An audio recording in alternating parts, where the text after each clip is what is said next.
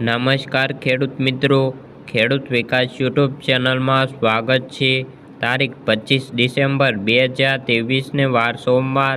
આ વિડીયોની અંદર આપણે જાણીશું જીરુના તાજા બજાર ભાવ। તે પહેલાં ચેનલ ઉપર નવા આવ્યા હોય તો ખાસ ચેનલને સબસ્ક્રાઈબ કરી લેજો અને વિડીયો પસંદ આવે તો લાઈક કરી દેજો। તો ચાલો મિત્રો જાણી લઈએ જીરુના તાજા બજાર ભાવ।